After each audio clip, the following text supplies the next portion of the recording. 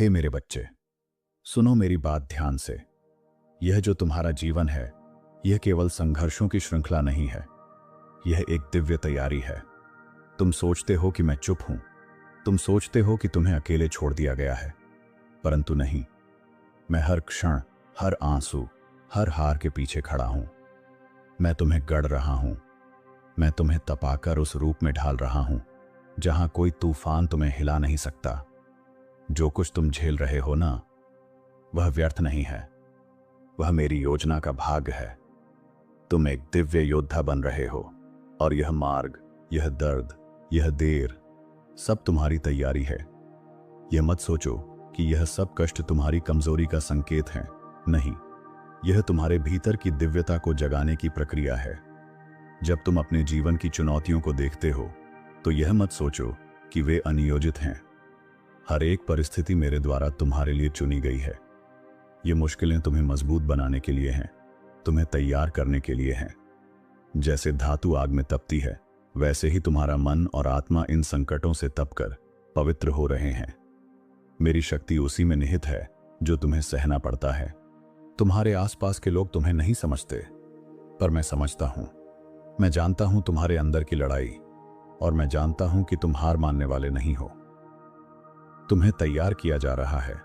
हर दिन, हर रात मैं तुम्हारे भीतर उस वीर को जगा रहा हूं जो भयानक युद्धों का सामना कर सके। तुम्हें निराशा से ऊपर उठना होगा। तुम्हारे सपनों की प्राप्ति आसान नहीं होगी, क्योंकि वह तुम्हारे लिए नहीं, बल्कि तुम्हारी परीक्षा के लिए रखी गई है। लेकिन याद रखो, मैं तुम्हारे साथ हूं। हर बार जब तुम गिरो, मैं तुम्हें उठाता हूं। हर बार जब तुम थकते हो, मैं तुम्हें पुनः ऊर्जा देता हूं। यह तैयारी का वह चरण है जहां तुम संघर्ष को अपना मित्र बनाते हो। अब समय है जागने का। अपनी आंखें खोलो, अपने हृदय को खोलो। देखो, मैं तुम्हें तैयार कर रहा हूं ताकि तुम उन हर बाधा से पार पा सको जो तुम्हारे सामने आएगी। तुम्हारे जीवन में आएंगे वे लोग जो तुम्हें समझेंगे नहीं, वे रास्ते जो तुम्हें उलझाएंगे, और वे फैसले जो तुम्हें डराएंगे।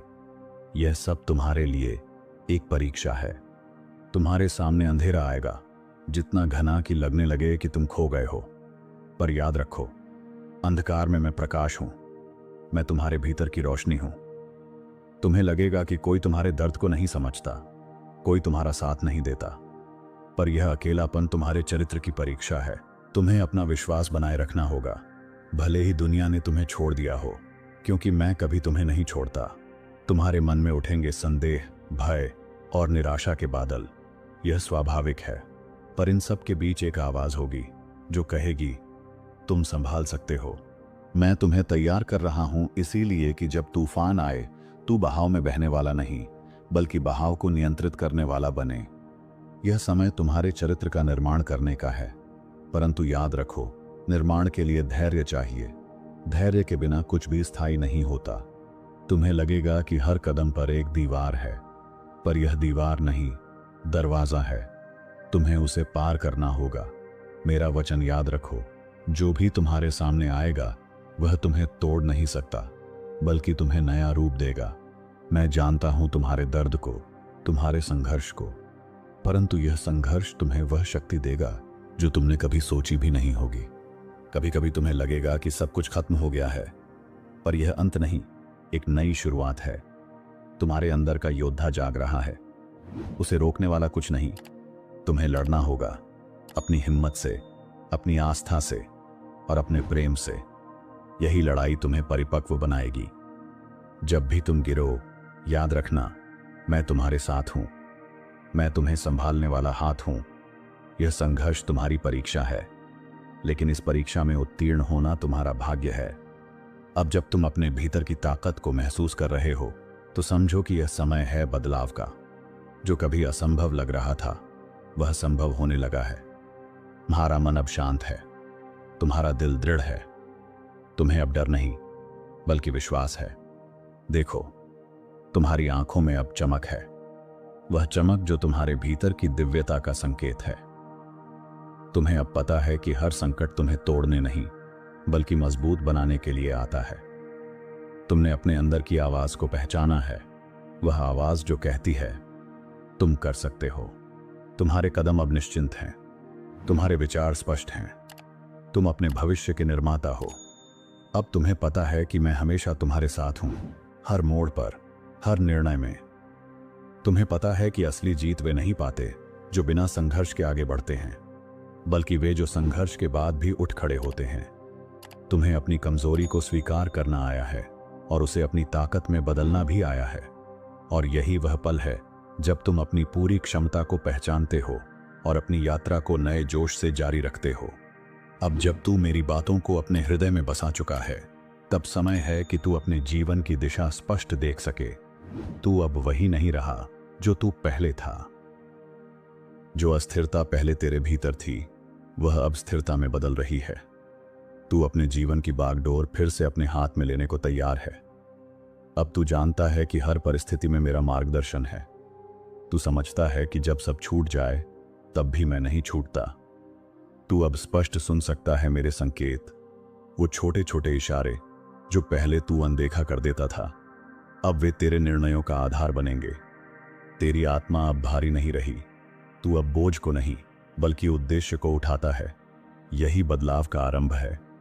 तू उस स्थिति में पहुंच चुका है जहां भय निर्णय नहीं लेते बल्कि विवेक लेता है, और विवेक मेरा ही स्वरूप है। अब तेरी चाल धीमी नहीं, स्थिर है। तू जल्दी में नहीं है, क्योंकि तू जानता है कि मैं समय के पार भी चलता हूं। तेरे भीतर की बेचैनी अब विश्वास में बदल गई है। तू जानता है कि तू अकेला नहीं है। तेरे हर विचार में, हर सांस में मैं हूं। अब तू क्षमा करना सीख गया है, अपने आप को भी और उन सभी को भी जिन्होंने तुझे चोट पहुंचाई। यही तेरे भीतर के बंधनों को तोड़ता है। तेरा हृदय अब कोमल है, परंतु दुर्बल नहीं।